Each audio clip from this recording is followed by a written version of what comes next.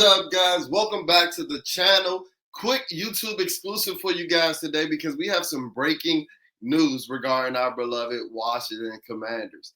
About a month ago, almost 2 months ago, I did this video on May 25th.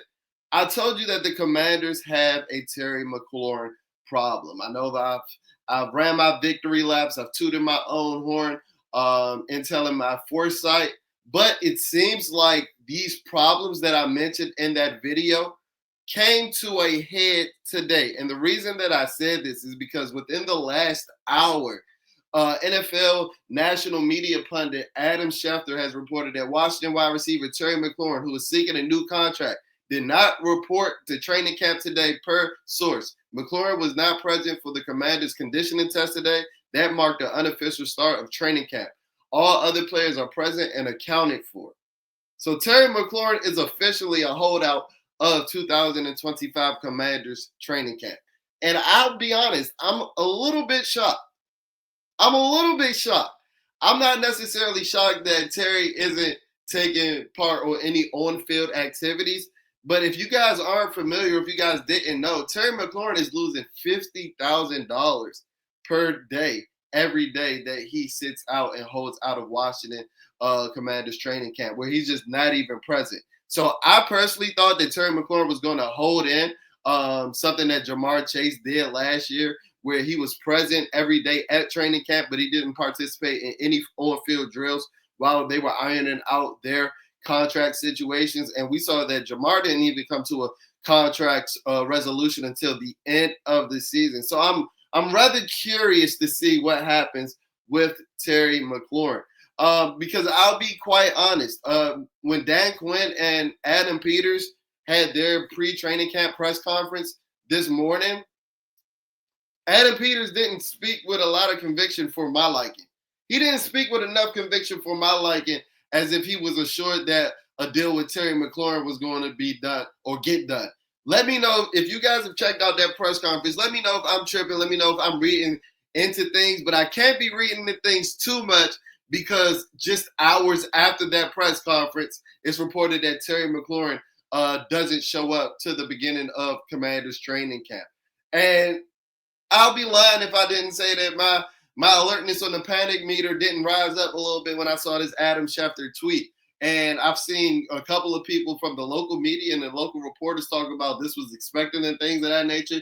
I didn't necessarily get that sense even after Terry had his, quasi press conference at the Eastern Motors dealership where he expressed his frustrations with how the contract negotiations were going. I didn't necessarily think that it was expected that he was going to be holding out. He even was asked that question, and he said that he hadn't really got to that point yet, and he was still, exploring all options. While I didn't necessarily believe that he hadn't made a decision yet, I'm surprised that holding out is that decision. Because with the new CBA, guys, I don't know if you guys know, but with the CBA, the last CBA that the players and the owners signed off on, they can't recoup the funds from these fines for these holdouts. So I don't know how many days Terry McLaurin is willing to hold out. I don't know if he's just trying to make a statement and just hold out of day one of Commanders training camp. But this shows you that Terry McLaurin is serious. Terry McLaurin is serious about his money. Terry McLaurin ain't stepping on that field unless he gets paid. And then when you see reports like Jeremy Fowler today saying that, Adam Peters and Dan Quinn aren't necessarily in love with how the market is shaping out. And that's why they're not necessarily in a rush to sign Terry McLaurin. It kind of raises cause for pause. Because as I said, as I watched that press conference before any reporting came out today, I was like, Adam Peters isn't speaking with as much conviction as I'm used to Adam Peters speaking with. What have we said about Adam Peters during his 2-year tenure or his 1.5-year tenure as Commanders general manager? We talked about let Adam cook. We talked about how charming he is in press conferences and things of that nature. He was anything but today. He was a little timid whenever they asked him about Terry McLaurin and, the contract negotiations. He was even talking about how in majority of his contract negotiations, the feelings are never like linear and always progressive. There's always some tie-up. So he even acknowledged that there's some obstacles that, the front office and Terry McLaurin and his agent need to work through. And I don't necessarily love the look of Terry McLaurin holding out because this is just so not him. This is just so not him. What have we said about Terry McLaurin throughout his time as a Washington football team, Redskin, and the Commander? Because he's been all three. What have we said? He's like the anti-diva wide receiver that people have talked about. Comparing him to Marvin Harrison and things like that of that nature. So for him to hold out, that shows that Terry McLaurin is pissed, y'all. Terry McLaurin is pissed. Terry McLaurin is fed up, and I get it.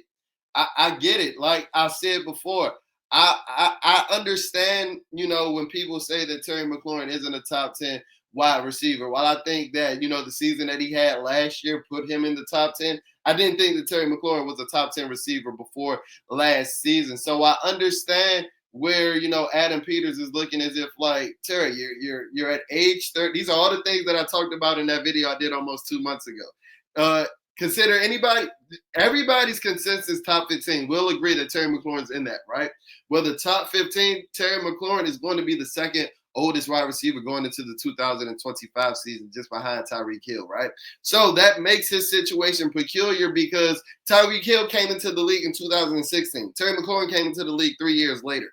So he only is going into year 7. So that, puts an effect on his counting stats and things of that nature. And I'll be remiss to not say that, everybody mentions how Terry McLaurin is going for 5 straight 1,000-yard seasons, but some of those seasons, like 2023 was the Mike Evans special. We were spamming him in the fourth quarter of week 18 to get him over that 1,000-yard mark. Now, I'm not saying that a lot of that had to do with Terry's doing, but these are all the things that they're talking about at the negotiation table. Terry McLaurin had already acknowledged that they've been calling him old. He done said that they making it seem like he need to be fitted for a walker. He's already acknowledged that Adam Peters, and I'm not even saying it Adam Peters from the horse's mouth itself, for lack of a better term, but somebody in the front office is relaying the message that they think that Terry McLaurin's game isn't going to age as gracefully as he may think. So the two sides are at odds. So all those local beat reporters that were telling you in April and May and June that, this was just agent speak, that those Jordan Shorts reports and those Jeremy Fowler reports talking about how frustrated Terry McLaurin was, and they were telling us that, telling fans that, those reporters didn't know nothing. That was a bunch of malarkey. Terry McLaurin told you last week that was coming from him himself. So you might want to listen to some of these guys over the Team 980. Shout out to them guys because, I listen to them every day.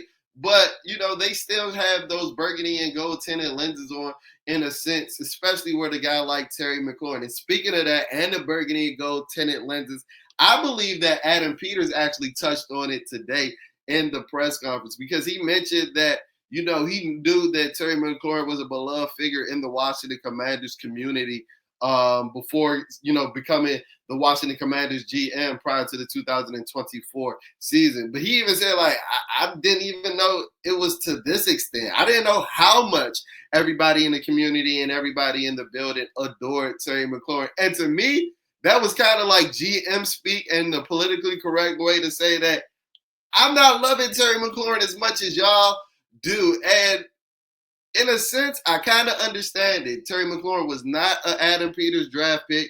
Terry McLaurin is going into the age of 30. And I get why Adam Peters is hesitant on giving a guy that's, will be 30 years old going into the 2025 season, $30 million average annual value, as it's been reported that Terry McLaurin is seeking, to pair that as your number one wide receiver with a guy like Jaden Daniels. Speaking of being a number one wide receiver, this is kind of telling me that I know that I get that. I already said that I believe that Adam Peters doesn't hold Terry McLaurin as high as a regard as, the fan base does. But this is kind of giving me the sense that they don't even think that Terry McLaurin is like as good as I think he is as a top 15 receiver. And I'm getting the sense that they question Terry's capability as a wide receiver one, which I would not be too fond of, because I do think that while I don't think that Terry McLaurin is the most elite wide receiver one, I think he is fully capable of being the wide receiver one for the Washington Commanders, as he's been for the previous 6 years. He's our bulldog, right? When you look at all the elite wide receivers, right? Terry McLaurin is and you compare Terry McLaurin to like the Washington receivers of years past and all of the Washington receivers that he's had since he's been a Redskin in 2019. Terry McLaurin is like the baddest bitch in a room full of sixes, right? So like he's our bulldog, he's our guy, and these are all the reasons why I want to give Terry McLaurin as much money as Terry McLaurin wants, as much money as he believes that he is valued for, right? But I told y'all 2 months ago, and I'm gonna repeat that now. Terry McLaurin is not on Blake check status. Terry McLaurin is not worth the $40 million average annual value that Jamar Chase got. Now, I'm not saying that he's worth the number that Jeremy Fowler floated out there today, saying that the Commanders are just trying to give him a little bit more than the $23 million that he's making now.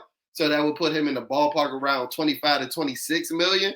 But I can kind of see where Adam Peters is coming from if you want to comp, that contract and that ballpark number of 25 to 26 to the $24 million that Mike Evans just signed for last season. Mike Evans is only 2 years older than Terry McLaurin, and he has a lot more, grain in the game, and a lot more, salt in the game, as far as him being in the league 5 years before Terry McLaurin, right? So his counting stats look a lot better.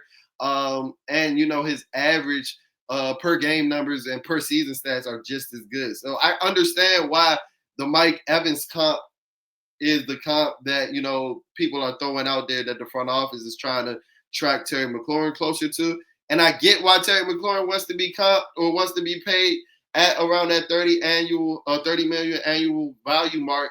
This puts him around, the Garrett Wilson's numbers and things of that nature, because Terry McLaurin is the Garrett Wilson of the Washington Commanders.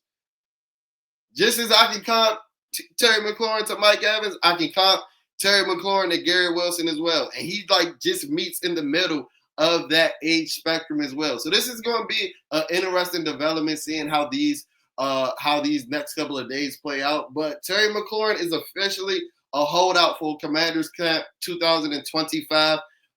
Stay tuned into the channel to see how this development plays out. And I'll check in on y'all on the flip side. Peace.